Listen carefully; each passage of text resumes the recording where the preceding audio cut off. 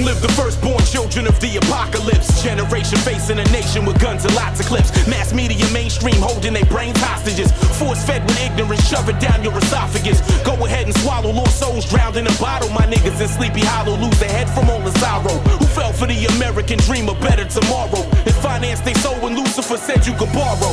Tax on the spirit, heavy toll on the mind. It leaves the body in shambles and scrambling all the time. Eternity's just a thought, reality's just a sign. All right, so we're live on air. I guess I'll give an introduction. My name is Lex Starwind, 1/3 of the group Foundation out of Phoenixville, PA. We've been a group since 2001. Myself, Lex Starwind, my man John Murdoch, and my man Ricky Fitz, based out of the Northeast, you know, suburbs of Philly. My man Fitz recently moved out to Arizona, so we still correspond online, but you know, we don't get busy quite as much. My man Murdoch lives about a half hour from me. We still get busy.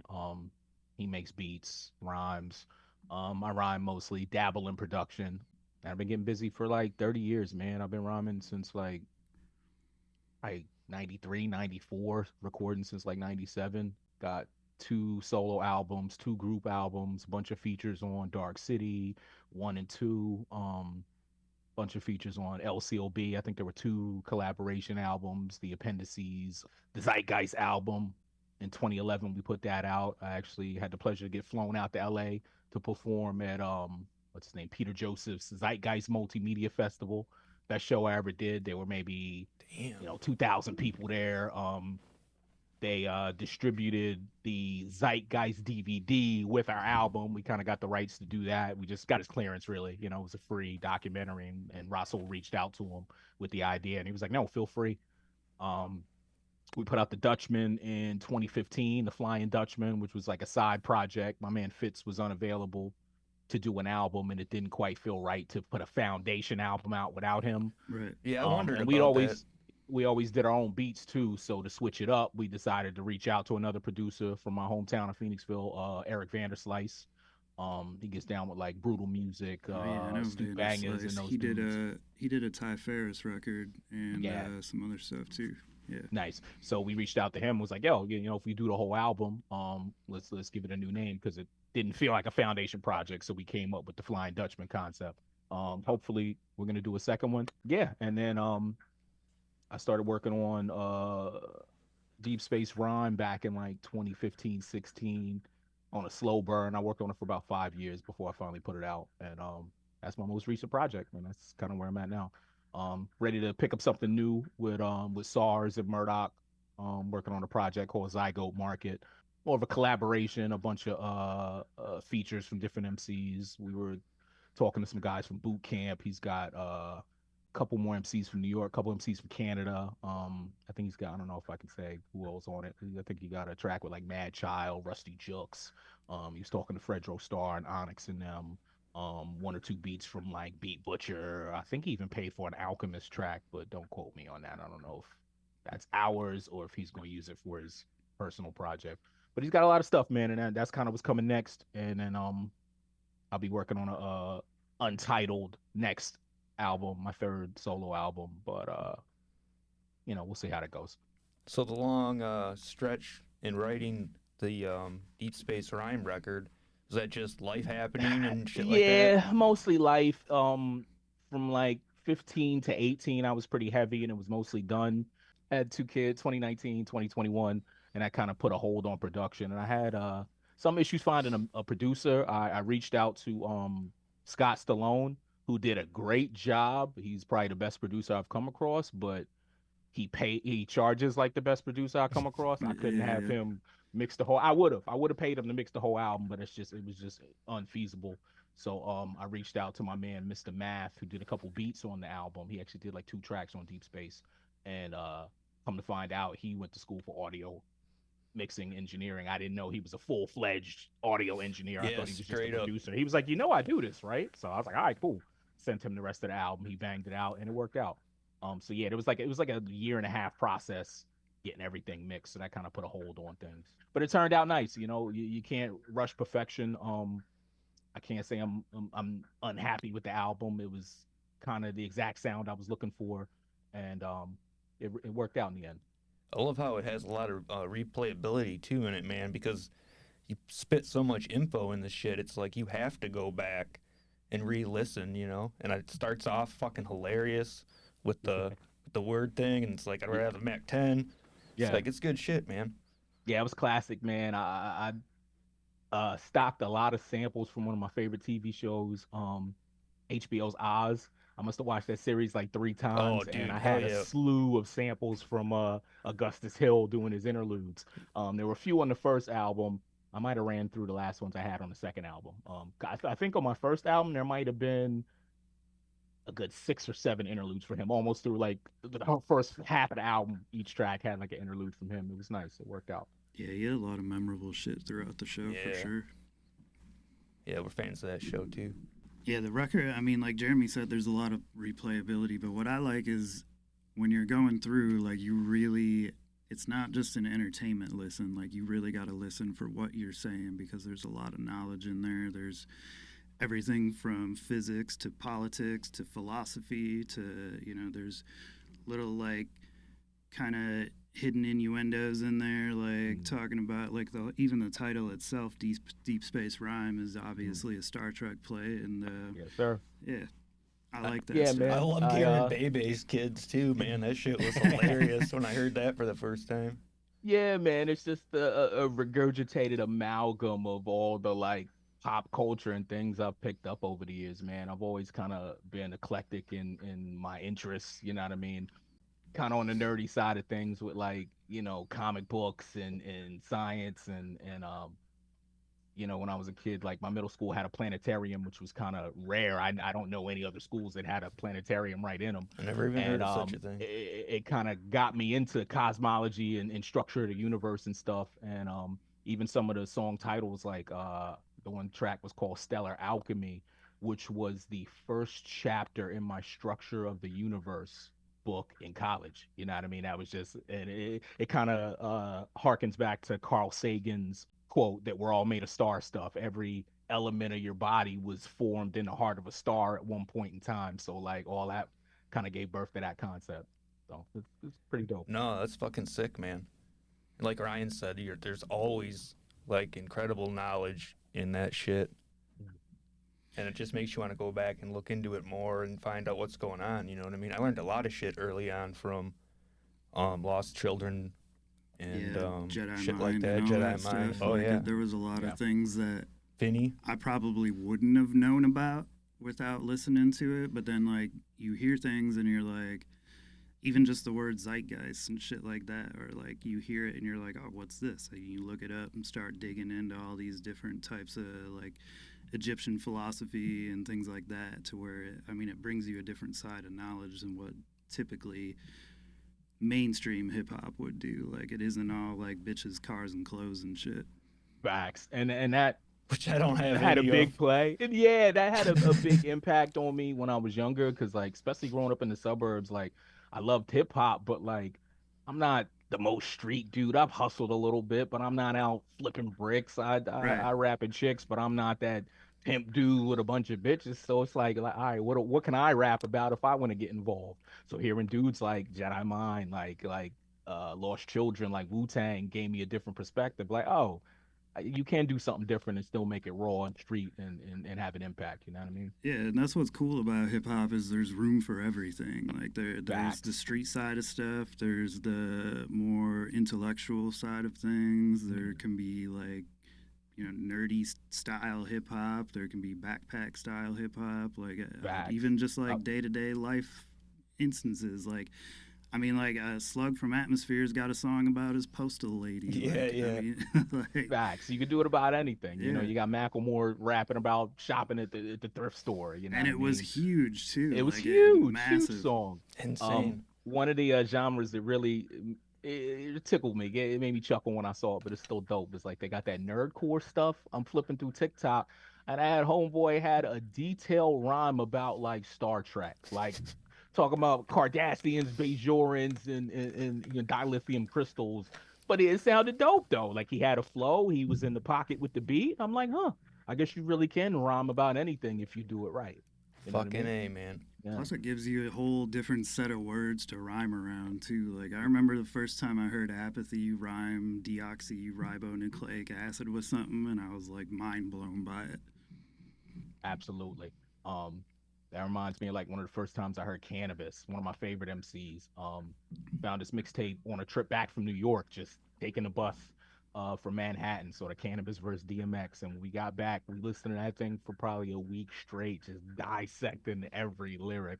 Whenever the head is severed from the human body with a sharp enough weapon, the brain remains conscious for 10 seconds, long enough for me to give you one last message. So when you get to hell, you could tell Lucifer I said it. And You'll we were never just forget it. mind blown. Like, never forget that bar. Never. That whole beef between him and LL Cool J on the Rip the Jacker thing. Like, Oh, yeah, that was classic, I man. love that record's amazing. Second Amazing round record. KO, I mean, they all both that did stuff. their thing. I think Cannabis got it, but like the star power of LL kind of, eclipsed the lyrical ability. Yeah. But that was one of those moments in hip hop, man. I mean, speaking of which, y'all saw the Super Bowl performance with the whole Kendrick and Oh yeah. oh man, like to think, 30 years ago they were calling this a fad that wouldn't last. No, I And know now it's fucking insane. at the Super Bowl, one of the biggest cultural phenomenons I've ever seen in my life. It's crazy. Diss And a tracks, diss record at that. Of Yeah, all the like songs you think you would see at the Super Grammy-winning Bowl. diss track, like, Yeah, but like, doesn't you that would've say a lot never- about the world? You know what I mean? It does. Like, But it also things are a says lot like different. how far hip Yeah. hop's come to be Mhm. able No, to get to for that sure. level. Because like when Nas and Jay-Z were beefing with Ether and Takeover and all that, like there was no Sure. way it was getting televised on the right outlets, like like Rap City, The Basement, like shit Yeah. like that. People were Sure, talking but you weren't about gonna see it but- on NBC. Yeah, Fuck you weren't no. gonna prime see. time. Yeah, your mom's it's not nuts, gonna man. be like, hey, did you hear Nas and Jay-Z are beefing again? It's like, I got my fucking mom asking me about Drake and fucking Kendrick, and it was like, That's wild to me. So many memes, merch. It's a whole culture behind it. It's nuts. I can't believe it's came this far, but I love it. I'm here for it.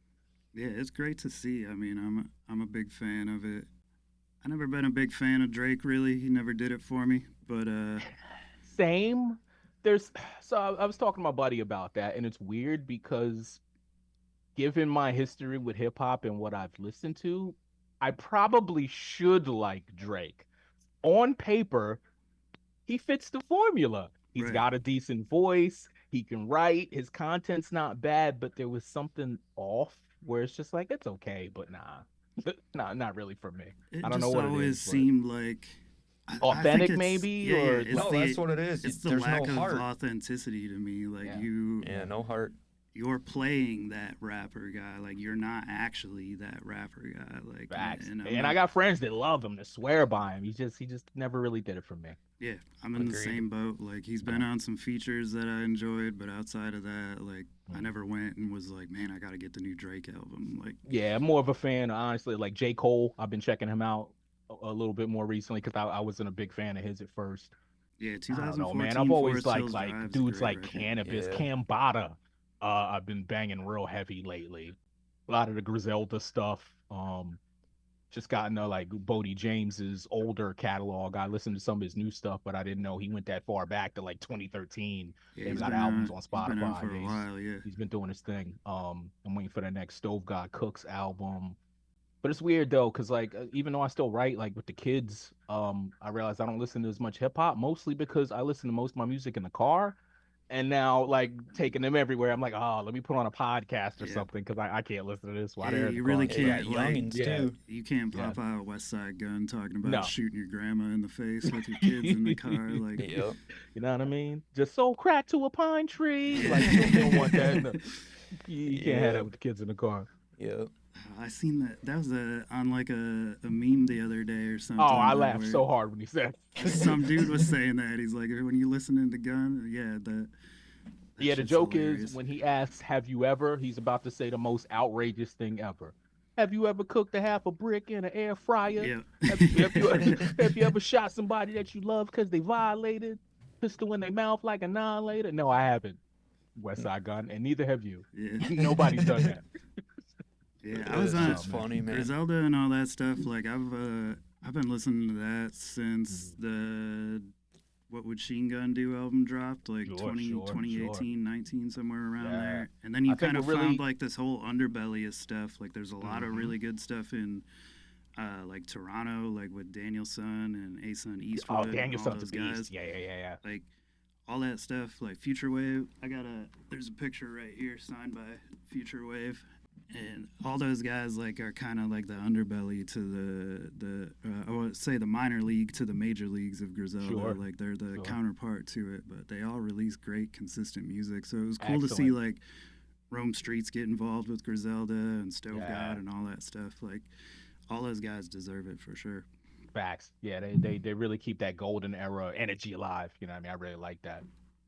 Yeah, so we were talking earlier, and you were saying like you're gonna try to put more push now behind some of your releases and like you in general, and Yeah, Like- we just I've been looking into services and collaborations and different things online. I found actually a music placement service that had some decent prices. I'd have to check my notes to get the website, but like it's a service you pay like 50, $80 and they'll get your music placed in ads in like on different social media channels, and like you can do a single release where you upload to their site and they push it all out, kind of like a DistroKid yeah. with distributing your songs, but for like promotional stuff. Yeah, it's So I was like looking a into kind of digital doing that. marketing agency type of thing. Yeah, because it was always weird to me to just post the same video over and over every day on your social media. Like I don't know, it just gets a little played out, and It's like I don't know you how feel effective weird it is, about you know it, what I mean? but like yeah, yeah, I know. I feel the same way on sometimes when we do this shit, and we'll keep throwing the same thing out.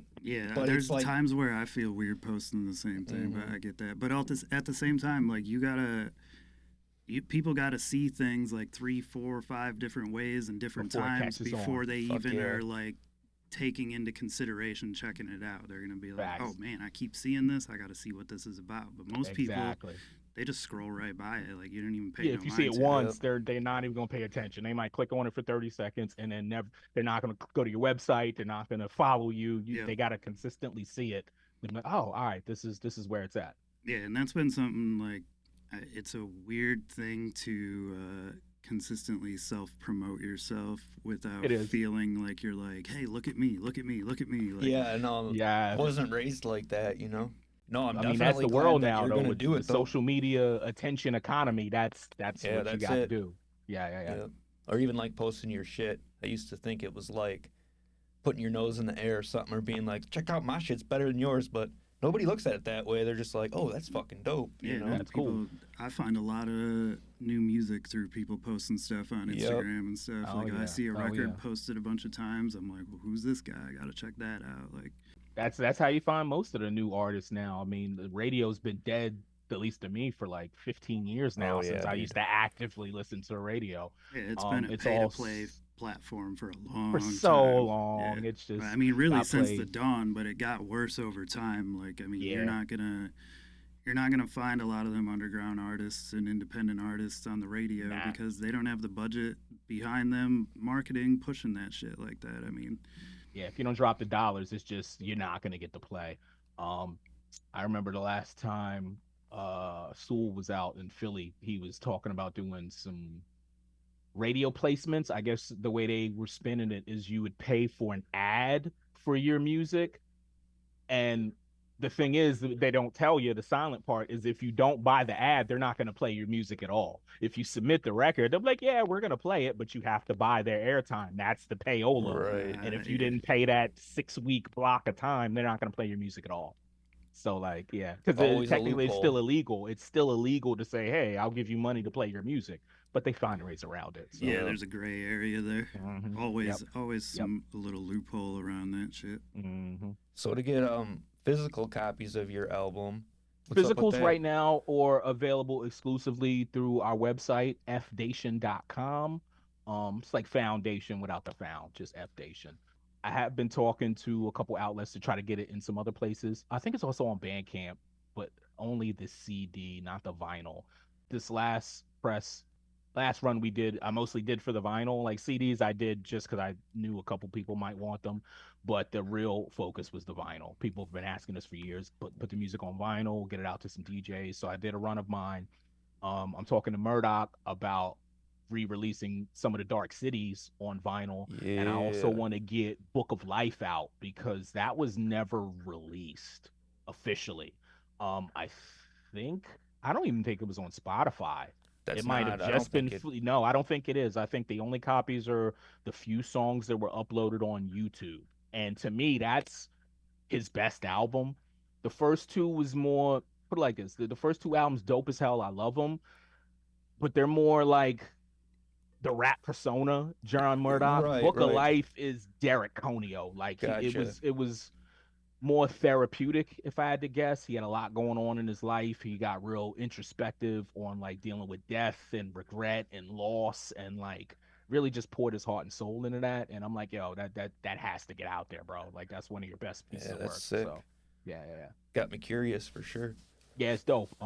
I'll share some links maybe. He's actually fixing a couple issues. So we had to remove Dark City 1 and 2 temporarily. Basically, the person who uploaded it, their label situation kind of changed, and we didn't like where that was going. So we're like, look, let's just put it on our account. They were like, fine, we'll take it down. When we re-uploaded it, I guess it triggered AI filters, and Fucking one or two AI. tracks got flagged for copyright. Not even for the sample and the beat. It was actually on an outro. So I let Murdoch Yeah. know, and I think he's gonna tweak it, maybe pitch shift. I don't know what he's gonna do, but we're gonna put the whole album back up. It might be slightly different, but the songs should be solid. I think it was either an interlude or an outro. I forget which. But hopefully in the next couple weeks we'll get that back up on Spotify, and then I'm gonna push him to see what we can do about getting those on vinyl. Right on. Yeah. Where do you And then guys probably have? music videos next. I'm actually looking for someone to shoot one or two for my album. Kind of on a slow burn. I reached out to like one or two people a month or two ago. I got to follow up on. I'm thinking I'm either gonna do a music video for like American Sniper or Eaters of the Dead or That's a good maybe track. like Bionic Man. That's actually one of my favorites on the album. Murdoch hit me with that beat, and I was in love as soon as I heard it. I was like, oh, I need that. That's me all day. One of my favorite tracks is When the God Dropped. Mm. Now, is that I was done by Mr. Math out of France. Shout out to Mr. Math. okay? He mixed the whole album, did that beat. It turned out amazing.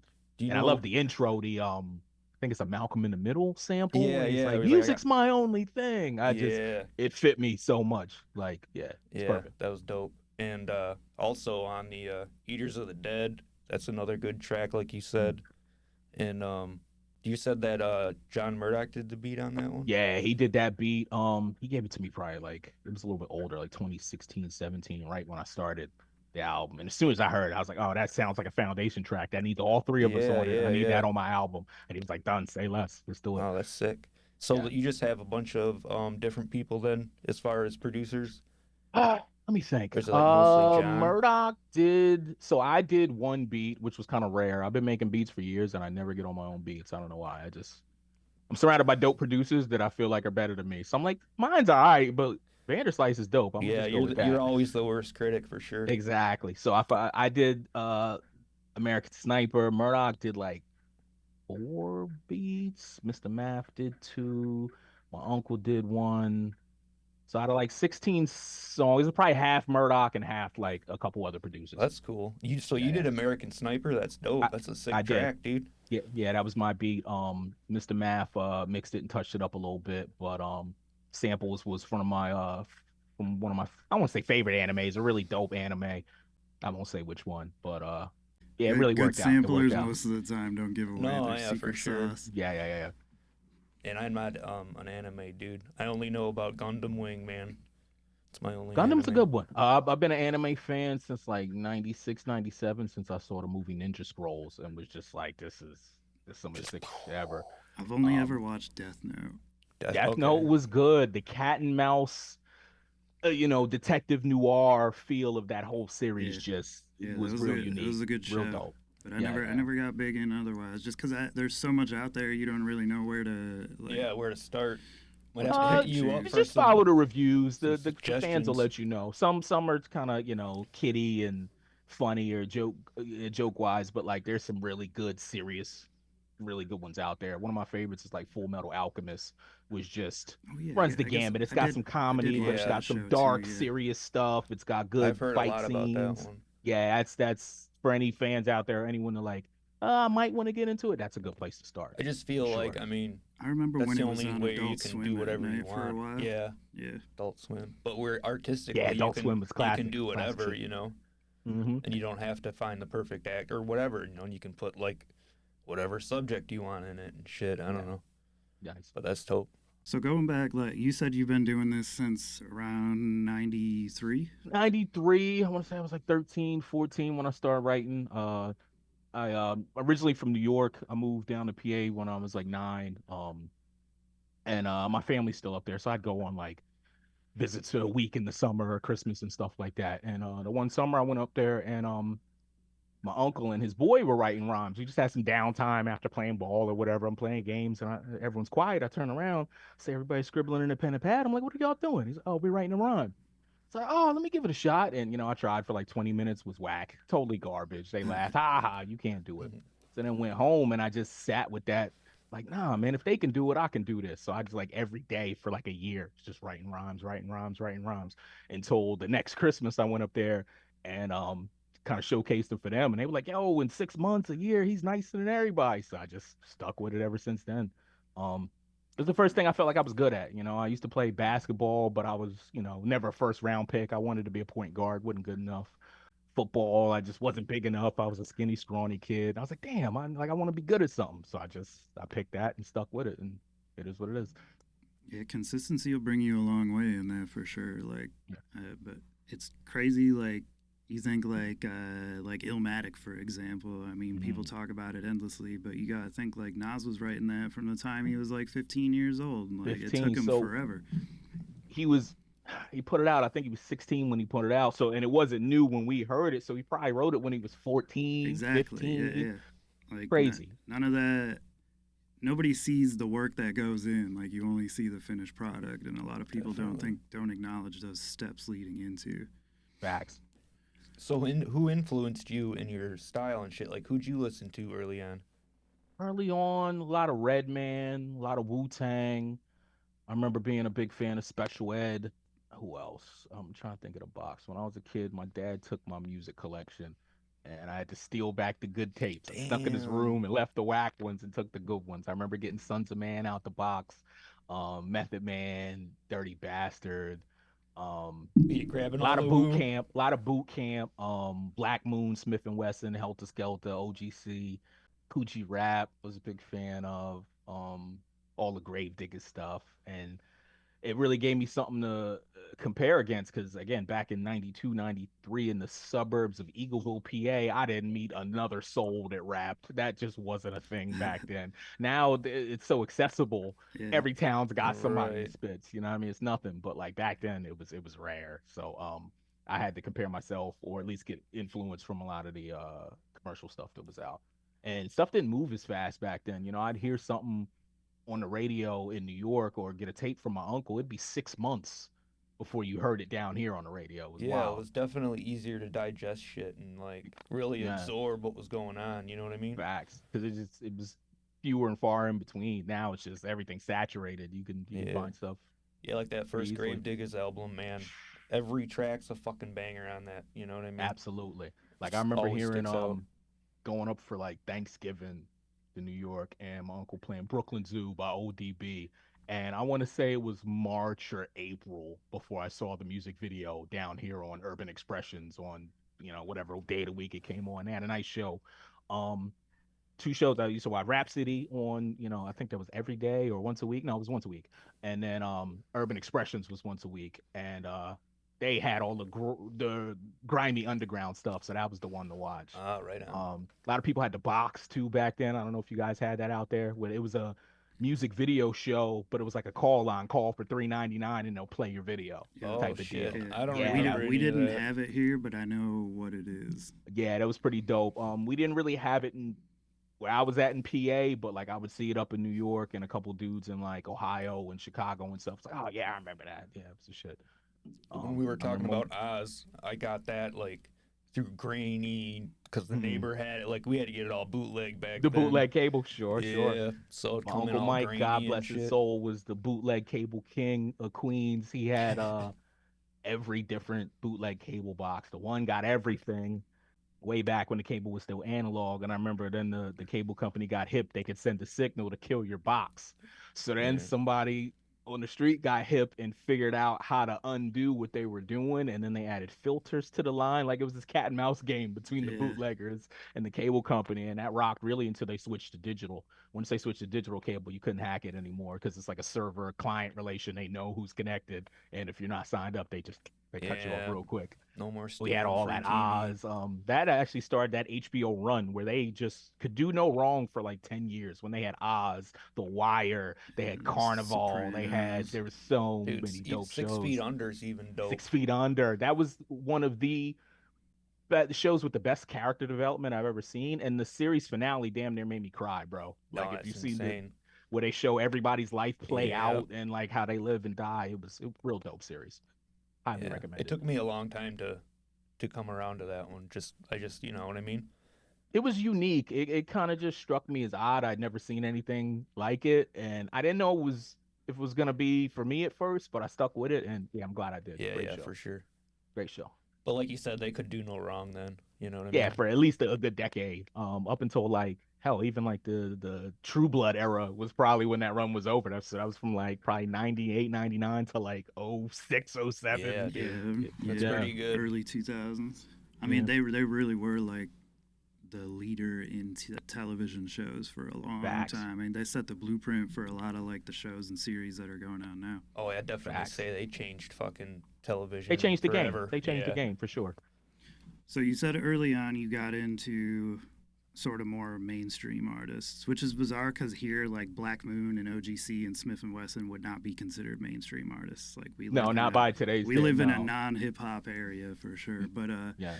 so when was it that you got into sort of like the Jedi Mind style of things and that whole Probably around 96, 97. After I moved to Phoenixville. Um, who introduced me to Jedi Mind? It might have been my man Mike McGill. I had a good friend in high school. Shout out to Mike McGill. Um, we really linked up. He's a first generation American. His parents were from Ireland, and my dad's from Nigeria, so we kind of bonded on that. And he was a huge hip hop fan, so we'd always just smoke before and after school and just trade records. He put me on the like Slug and Atmosphere and some of them dudes. Arsonist. I put him on the like Canibus and like some of the more obscure boot camp stuff, and we just trade stuff back and forth. But I think he introduced me to Jedi Mind, which kind of set me on down a path with a bunch of artists, Cannibal Ox, Jean Grey, and all them, Def Jux. Like, I think Yeah, it he just introduced me blows to all open the that. doors. Yeah, there's like so many art. I Yeah. was like, wow, I didn't know about any of this over here. So yeah, it was pretty fun. So probably like 96, 97, probably around the same time I started recording. I think it was 98 that my first producer kind of stepped to me. I was just in town chilling, and I actually had class with one of his little brother. I just chilling, grabbing blunts, and he was like, "Yo, is your name Lex?" He's like, "Yo, my name's Dan. You got class with my brother. I heard you rhyme. I just started making beats. If you want to stop by sometime, we see if we can do something." So he gave me his number, and it was funny because me and my boy were looking for something to do that night, and it was just dead in town. So I called him like an hour later. I was like, "Yo, what are you doing?" He's like, "I'm just at the crib. Stop by." And he played me his little catalog, and started getting busy from there. Was with that group called Quantum Mechanics for like 2 years before that fell apart, and yeah, heavily influenced by like a lot of the underground stuff because we were that was when I was getting mixtapes from Eric Vanderslice, at the end of high school, because I went to school with his brother, so he put me on to like Cannabis and I remember Eminem. I remember I called him for a Cannabis mixtape, and he was like, "Oh, I can't fill the whole thing with Cannabis. Who else do you like?" I was like, "Just put some similar stuff on there." He's putting L7 Esoteric and Arsonist, and he's like, "Oh, I got this dude from Detroit. You'll love to hear." And yeah, that kind of blew my mind way this back dude then. from That's Detroit. right. Yeah, it's Yeah, nuts, yeah, yeah. right? Now the legend, you know what I mean. But like back then, it was so obscure. Like It was wild. I remember I put Murdoch on to him. I let him hear the verses first, and I was like, "Yo, you ain't gonna believe this white boy from Detroit." He's like, "He's white." I was like, "Nah." He was like, "Yeah, you listen," because I let him hear it first, That's and he's like, funny. "Oh, who the fuck is that?" I was like, "This white dude from Detroit." He's like, "No fucking way." Yes, sir. That's him. Yes, sir. For the longest time, like I had no idea that like 7L and Esoteric were white dudes either. Because when you hear them on some of that old stuff, like just the Yeah, way you wouldn't their- tell by their- hearing them. Yeah, their rhymes and their flows, their like the accent, like That's what I love all that- about all that music, shit, man. Like until like Instagram and social media come around, and then when Czarface drops, and you're like, oh shit, I like fucking love you're like, damn, Starface. that's Esoteric and 7L. Mhm. Like Yeah, with him I'm sure linking you're up a with huge Deck fan was of something, that, right? something different, man. Oh yeah, absolutely. Yeah. How many albums did they drop? Were there 3, 4 Czarface albums? no, There's there's at least 3, I quite a think. few I'm not sure if now. there's more than that. There's like 10. Yeah, there's quite a bit. That There's a Yeah. lot, Christ. bro. Hold on, let me see. Jesus. Like I think I've only heard 3 or 4. there's like one with Doom, one with Ghost. I did not know there was one with Doom. Oh, I gotta check that one out. Two with Doom. two with Doom. There's one with Cool Keith too. Yep. Yeesh. Then there's they did a track with Frankie Pulitzer, aka It's Tom Hardy. Tom Hardy. Tom Hardy. Yeah, and he's Crazy. actually he's fucking not bad, dude. Are you He can rap serious? for an It English took- white boy, dude. It took people a while to like figure out that was Tom Hardy. Like I remember I swear the he's first the time I heard it. coolest dude in Hollywood. You know he's a Brazilian jiu-jitsu like black Yeah, belt, dude. right? Like Yep. he's got to be the coolest dude in Hollywood right now. He seems like a very approachable person too. You know what I mean? I heard Like, he's real chill too, like Yeah. real down to earth, not a dick. Like, yeah. right. Esoteric made a little cameo in the new Venom movie. Did he? Yeah, Oh, he that's was, sick. yeah. So I there's didn't a even part watch where it yet. there's a part where what's his name in the Eddie Brock.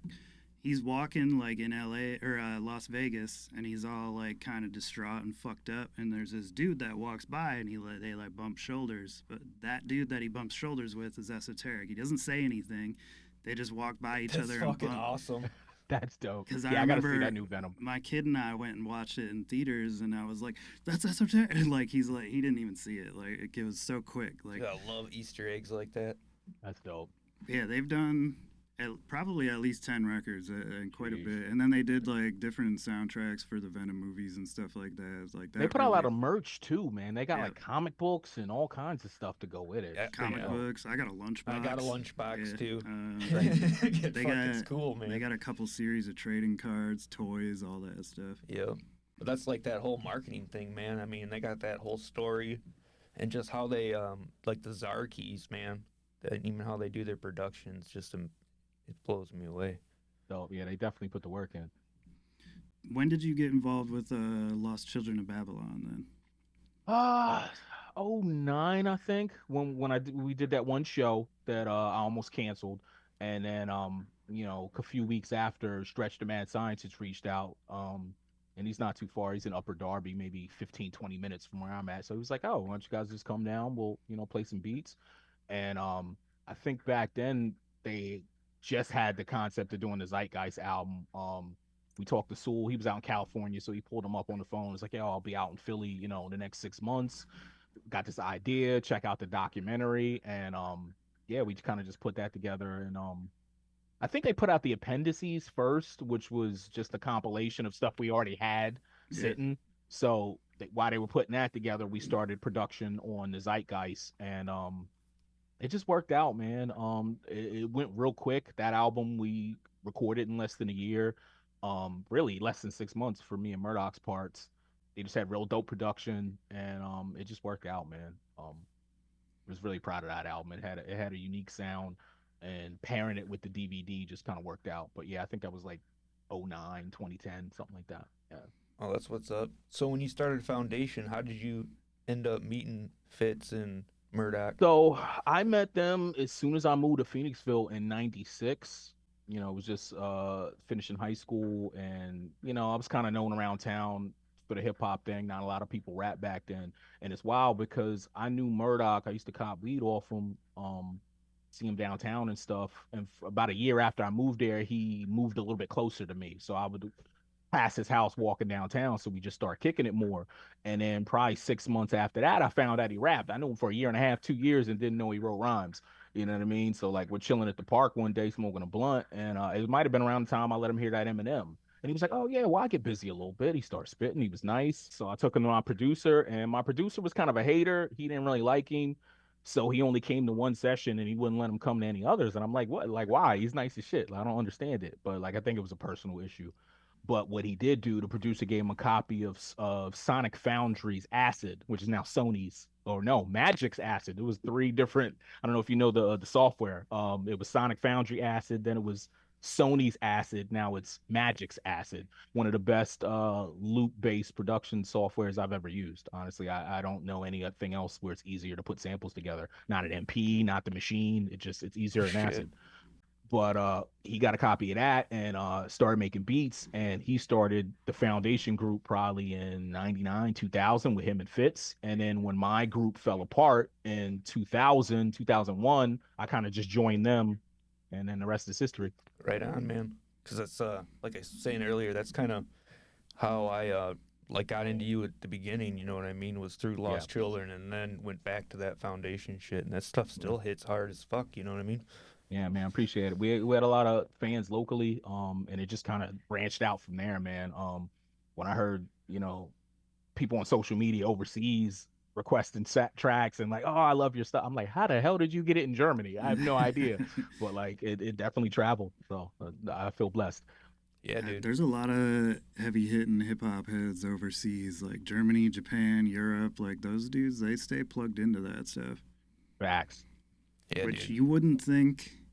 I mean, just from the outside looking in, like you wouldn't think that's the area that would stay plugged into that. But I mean, They like more of the real stuff than we do. That's Like what the I'm saying. drill Like, and stuff, like they're not really with it. They Yep. they like that golden era vibe. They Yep. definitely do. I heard a lot of the older MCs over their 40s and 50s like make a lot more on tour over there versus here, just because of the crowds and the genre, and they appreciate stuff a little bit more. It seems that way in like almost it's almost all underground, genres, yeah, really. just Like, underground genres across the board. Like, because there's a Europe lot of loves punk us. rock, hardcore bands, like old school metal bands. Yeah, stuff they'll like get that. 200 like people they, here and 20,000 there. It's Yeah, like, it's what like the fuck? People here Wow. like write the shit off real quick. They're just like, oh yeah, I remember that dude.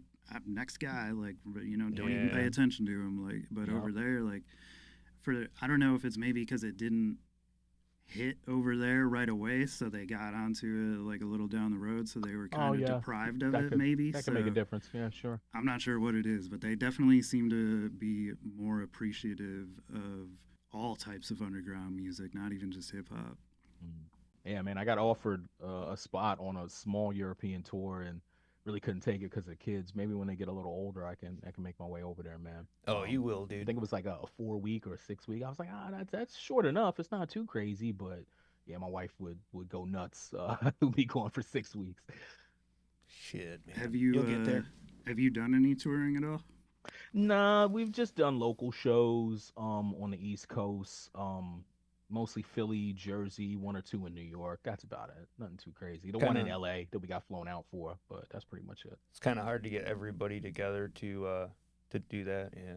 Yeah, plus it's hard to organize a whole show with enough groups and artists to be able to sell the amount of tickets and whatnot, and getting people to, when you're not an immediate name, like getting a venue sometimes to book that can be kind of like pulling teeth. Yeah. It is. You got to have someone to headline. One of the besides the Zeitgeist show, probably the biggest name we did a show with might have been Immortal Technique.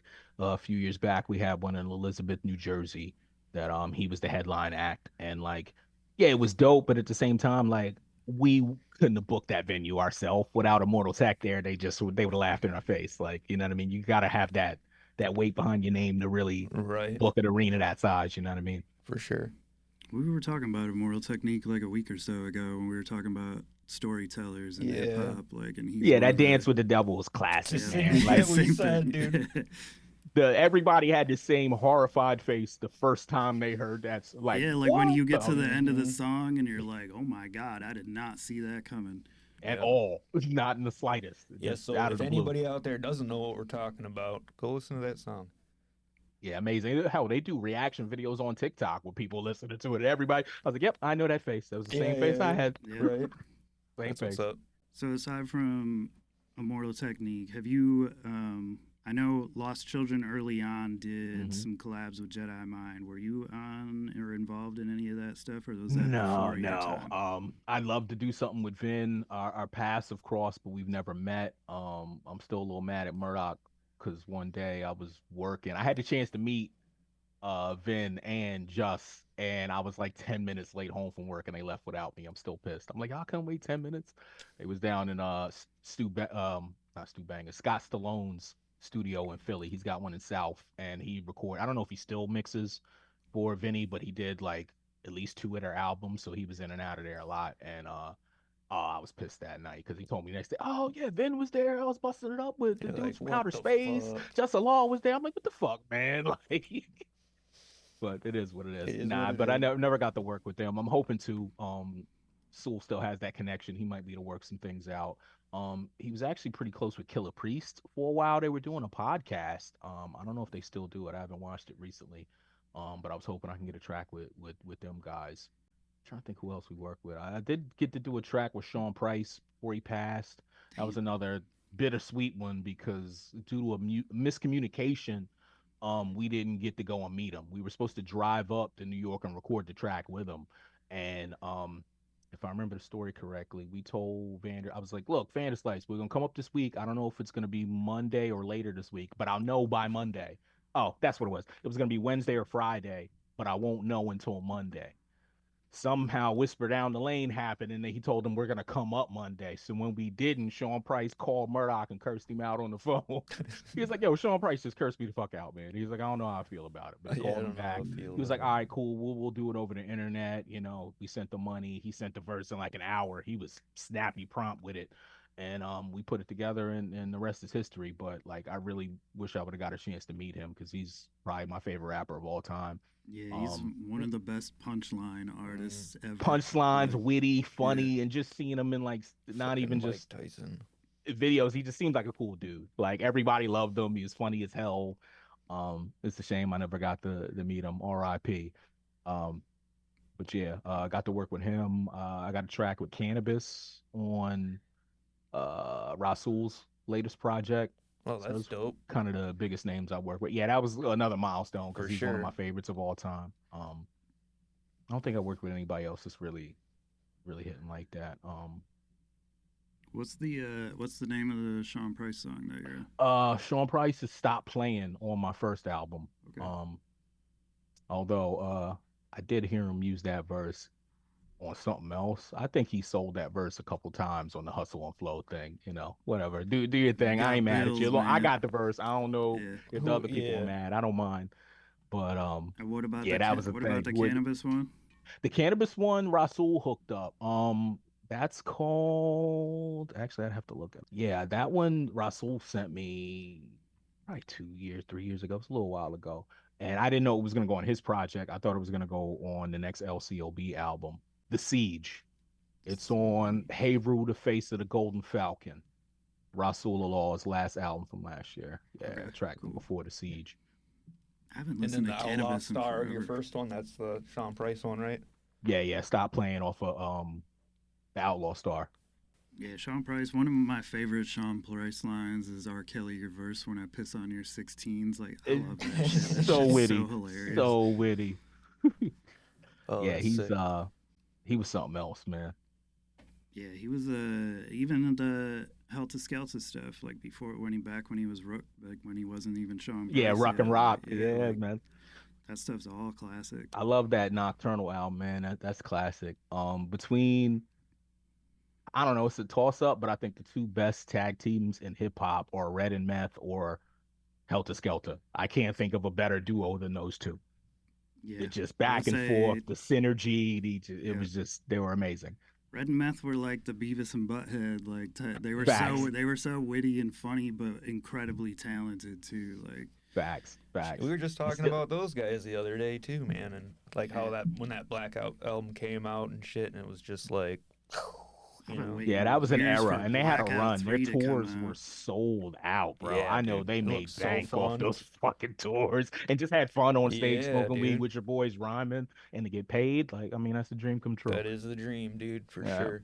Yeah, he had I don't know if you listened to Muddy Waters 2 yet when he dropped that, but he had Redman or Method Man on a track on there, and it just reminded me of that whole Blackout era. Like they have so much fun on their music together, and I think that's what makes it so enjoyable. Is you can tell Facts. that they're having fun.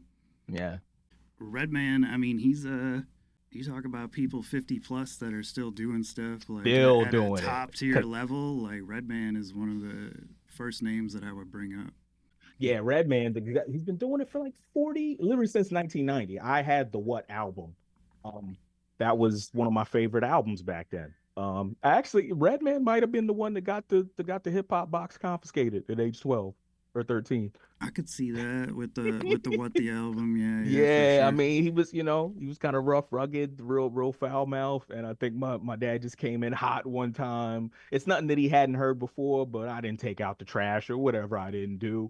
And he's like, "What you listen to this crap? You're 12 years old." Yeah. Snatched the whole box. I was It's like tight. you don't need to So learn that how to roll a joint, like or how yeah, to roll a so blunt. that's how to roll a blunt. Yeah, it was not good, not a good look. Um, so I pulled like a Mission Impossible, popped his door with a butter knife maybe 6 months later and went through the box and took the couple good ones. I was like, all right, he took like 15 tapes. I'll take the good six. You know what I mean? The best six, and I left nine because if I'd have took them all, I'd have got in trouble. He'd have noticed. But Yeah. Yeah, I love Redman, man. He's yeah, he's one of my favorites. He's you top. seen them videos of him freestyling on the couch with his mom? Oh, they're hilarious.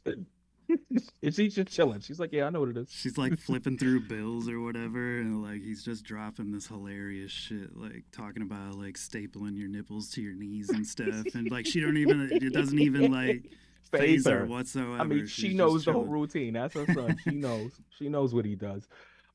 Yeah, man, he's top 10 MC. He might be top 5, honestly. He's definitely one of my faves. Yeah, definitely up there. And I think he's even with as big as he is, he's still underappreciated. Like, I mean, He's down to earth. Method Man is obviously like he's a global celebrity at this point. Yeah, like, facts. I mean, with like facts. all the acting and stuff. Like Redman didn't really take off with the acting like that. Although How High is classic, but It's classic. Yeah, but he's not. I mean, Meth's still in stuff, man. He's in the he was he in the new Power? Yep, he was One of on the Power. Power. Yeah, he's Book on 2. Power. He was a main character. He was a in Wire, Power. Davis McLean, that's what his name was. In And Power. I'm pushing for him. You know, he's self-advocating to be Bishop in the MCU. Oh, really? I saw some fan art of it, and I was like, I believe it. Give it to him. Yeah, I could see that. Yeah, for Yeah. sure. I know he just won some type of award, global award for acting, not like a few weeks ago. I can't remember Did he? exactly what it was. Yeah, he's solid, man. And they're getting ready. Wu-Tang's doing like a farewell tour, I think. Yeah, we I were saw talking it. about that. But they're doing it with Yeah, Run the Jewels. I might have to grab some tickets if they come to Philly, man. We went to their 25th anniversary concert down there. Actually, when was my wife pregnant with Noah? He gave her a shout out because he was like, I want to see everybody but her. We were front and center, 2 rows back, and he was like, she's pregnant, so everybody but her better be jumping. Pointing right out, and they did. The crowd went wild. It was dope. Sick. Yeah, I think like Meth and Red, you'll still see them doing some shows. You'll still see like others doing some shows. I just don't think that you're gonna be able to get the whole entire Wu collective together like that. And like, Nah, I don't think everybody was there. Was everybody there? Actually, no. For this one, because it was the 25th, I think almost everybody was there.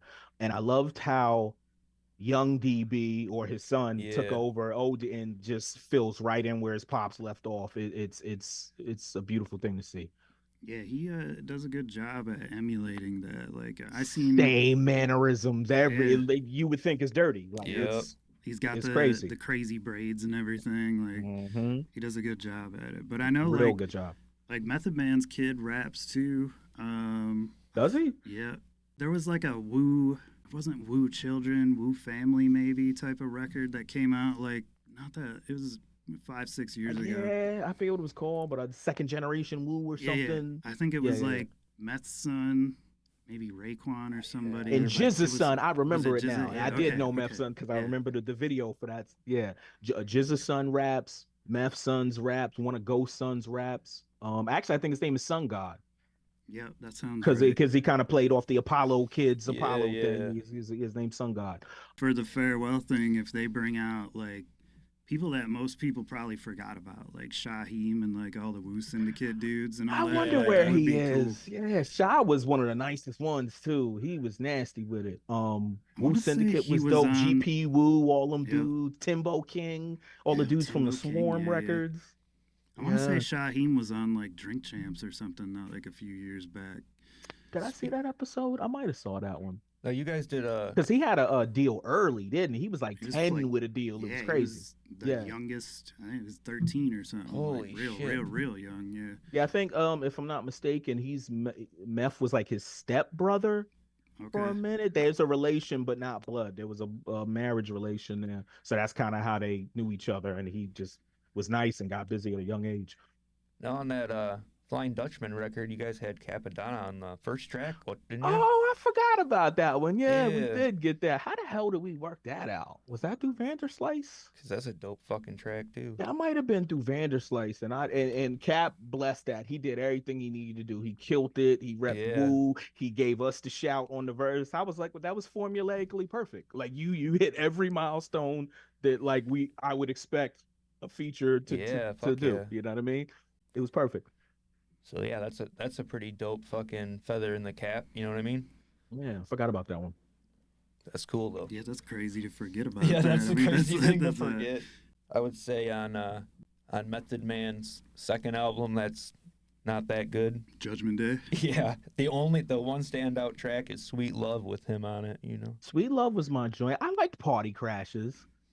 And there Yeah. were some joints on there. It wasn't Tikal. It was no Yeah, Tikal, it but was- it was okay. It was okay. I know I've heard him talk about it, and he was just kind of like, "Look, I was on a lot of drugs and shit at the Yeah, shit time, happens. and I mean, you can." You kinda tell. You can it tell has a little bit. particular sound to it, but it just didn't hit like.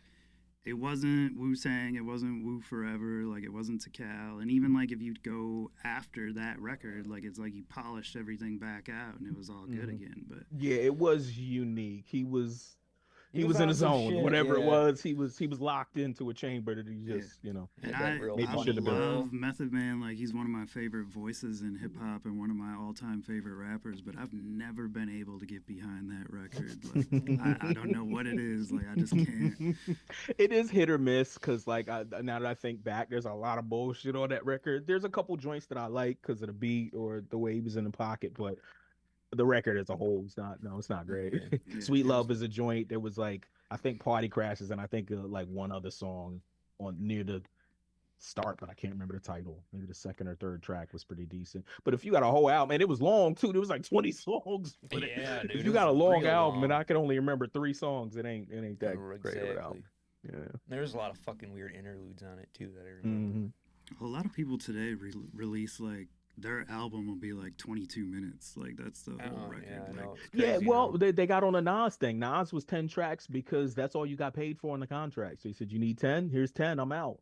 You know what I mean? A lot of times, at least back then, people were doing extras. You only got paid for a couple and they did the extras for the fans. yeah. Oh no shit.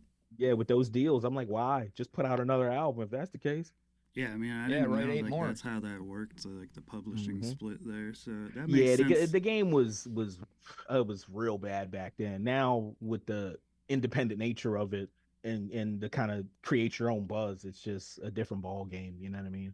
Yeah, I mean, I've seen some people, even like we were talking Rome Streets earlier. Like he was self-promoting himself for years to get to the point where he's at, and like Yeah. I seen people like Flea Lord, if you're familiar with him. Like Yeah, he put yeah, out yeah. like there was, I think it was 2020, 2021 maybe. He put out an album every single month for 12 months. like, Damn. and they were all pretty fucking good to be Yeah, honest. you were Like, just telling me That's about crazy. but I was like, man, An how album did a you month? even That's like? nuts. You must have had like 6 done already, And they're all then bangers. started to like, because the last one, like Havoc from Mobb Deep did most of the beats, and I think it was called "In the Name of Prodigy" or I it was, did. It was That's like the a, last one I heard from Yeah, him. Yeah. it was yeah. like a tribute to Prodigy. It was. He said it And- like it's a prayer. We do this in the name of Prodigy. And I was like, yeah, that's dope. Like, For sure. nasty. There's supposed to be some new Mobb Deep stuff coming out. I saw that. Isn't Havoc getting ready to put out an album with Who's he working with? Alchemist. Not Is it Alchemist? I think I it's wasn't sure. Alchemist, Is it yeah. Alchemist? Yeah, Havoc, Alchemist. That's the ad I saw or whatever. Mm. Like the coming soon. I think And, it'll be yeah. all right. Like because As long as they represent Prodigy right, then I think it'll be if all right. anybody's gonna do it, it would be Havoc. It's gonna be Right, Havoc right. for sure. Exactly. I mean, Gangsta, like Premier did a great job with the posthumous Gangstar record, and so I'm curious to see what Havoc does. I think he'll do right by it. I don't think he's Yeah. I gonna think so, fuck it too. up. He's got to have some verses in the cut that he can pull out that nobody's heard. He has to. definitely. Hit Lifetime, dude. I mean, there's probably we were talking about that too. Like hip hop seems to be one of the only genres where people like you get a lot of posthumous releases because so many people were just they're like, all right, press record. I'm gonna record this verse just so I don't forget it, and then I can come back to it later. But in a lot of other genres, like you see shit that got put out, like Prince had some stuff that leaked after he died and whatnot, but it's just not.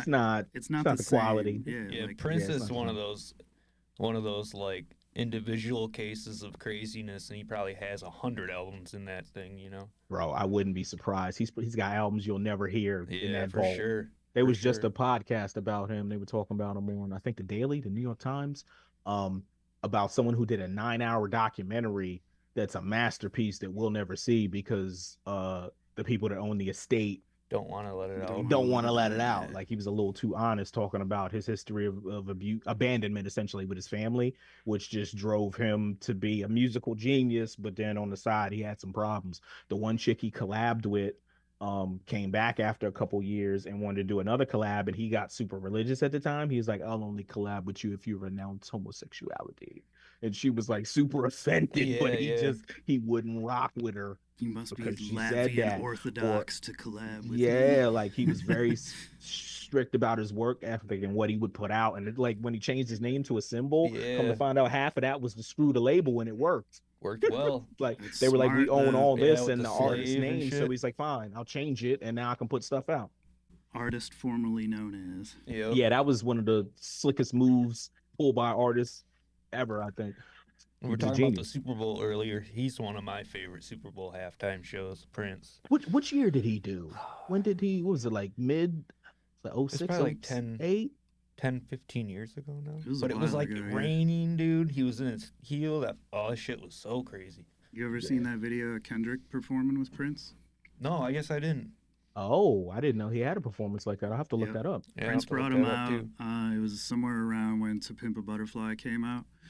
Prince brought him out on stage, and according to what I read, allegedly Kendrick didn't know he was coming out on stage. Oh, And but yeah, he comes out. There's a video of it on YouTube. If you just type in Kendrick and Prince, there's a whole performance of Right it. on. I'm going to have to get on that when we're Because- done. Allegedly, like I heard this from Prince, from Bowie, and a couple other people that like To Pimp a Butterfly was an immediate influence on some of their later work, wow. which is crazy because you're like, I mean, and that goes back to like how big hip hop has become over the years. Because Oh yeah, it's was the not like most that. wide-reaching genre ever, like that we've known in the history of like commercialized music. yeah, We'll say. but Live it's at like a Paisley Park, melting pot. 2014. Yeah, it's a melting pot of everything though. Like that's what makes it cool. Like you have hip hop or you have punk rock elements, you have metal elements, soul, Mhm. jazz, like funk, all this stuff. Like they just took bits and pieces of everything that's been out to date and then just made it their own. Yeah, man. One of my favorite pastimes now is watching a lot of like the hip hop documentaries. Netflix Yeah. has got a few. I think the Hip Hop Evolution was one that really, Yep, I remember that. yeah, it was dope because I liked how they went through the different regions and told you the backstory of what influenced their music, and it gave me more respect for like things like Master P that I may not have, listened to as heavy back in the day, or Master like P Juvenile and them dudes. Yeah. It's a and like, fucking anomaly. Like that guy is amazing. Like yeah, his story was crazy. His backstory, just from the trunk of the car to a whole label and multi-million-dollar records, is wild. Yeah, I was cool. Like I watched the first few seasons of that, and it was cool to see them talk to like Devin the Dude and like Mhm. stuff that normally doesn't get Yeah. put any on quite as exposure. much. Like, Yeah. But that people didn't realize, like, Devin the Dude was responsible for, like, that whole answering machine skit, like, on the Dr. Dre 2001 record and stuff. Like, I mean, there's a lot of shit behind the scenes that show brought to the surface, so I thought that was really cool. You Yeah, ever it was very watch the cool. That was one of my documentary favorite ones. show Unsung? You can I find don't that know if on I've seen YouTube. Unsung. Look that up when we're done. Like Yeah. I'll check that out. they do like almost ones that like behind the music and shit would not do. You know what I mean? But they're still pretty famous. I think they even did like a Bone Thugs one that was pretty good. Anyway, We can ramble that's about cool. music stuff all day, but, Yeah. So just out of curiosity, like, who's some people out today that you're listening to that have caught your ear? A lot of Griselda, man. Mostly Rome Streets. He's probably my favorite, but like the whole Griselda camp, Stove God and them, Bodie James and all that. Who else? I was listening to the new Cambada. He put out an album last year. It was pretty dope. Always been a big fan of like, well, they're not really new. I was about to say Planet Asia. I got to check for again. He had a couple releases last year that was dope. Oh man, that I'll still Planet check Asia, for some of the Rule of Thirds album. I've been listening to that classic, still since it came out. Like, Mansa Musa and all that. Like, Yeah. I love all that. Other than that, man, I actually don't listen to as much hip hop, mainly because I don't have the access in the car with the kids. yeah. As they start you to were get saying that. rowdy, I'm probably gonna have to sign off in a minute or two. They Which need, is leading us, to Yeah, our you're last good. question. I was gonna. yeah. Well, before we get to the last question, anything coming up, like music wise, promotion wise, that you want to get out? The Zygote Market with myself, Murdoch, and SARS Kuma should be out later this year. Actually, they're going over the promotional stuff, and as soon as I have a title for the next album, I'll put out some stuff on social media. That should be done by hopefully the end of this year, but we'll see.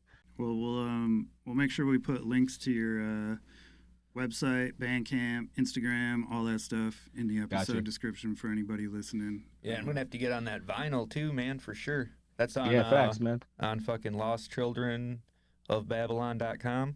I think that was on foundation.com. Oh, maybe. It's on Yeah, and Foundation. you can get on FDATION.com. Foundation, yeah. FDATION.com. Mm-hmm. And last thing, we always ask this question to people at the end of episodes, like, outside of hip hop being your genre of music that you play, what's something that you listen to that people would not expect? Classical music, Like honestly. composers type of thing, like Beethoven, Yeah, like Tchaikovsky, I'm that into sort of like a little bit of Tchaikovsky. Vivaldi or like Rachmaninoff, like when I'm just in the car chilling. I always like heavy strings and like dark piano type stuff. You know what I mean? The quick with the ill timing. If it's got some crazy timing to it, or yeah, That That's stuff cool. makes good sample music too, because a lot it of does, it's, a which lot of it's is kind of how I got public into it domain at this point. originally, and then Yeah. realized I kind of liked it. So yeah, That's cool. And it's good for play that shit for your kids, man. It's supposed to make their brains work. that's All what crazy they and say. shit. So my son, I might put some on right now There you because go. but they need my attention. But all right, So I man. gotta run, but I appreciate it, man. man. Thanks Yeah, for we having me, appreciate it. and hopefully I get to come back sometime. We'll bust it up and talk hip hop again. Hell yeah, Cool, man. It was good talking with you, and thanks for jumping on. Thanks a lot, man. Take care. Peace.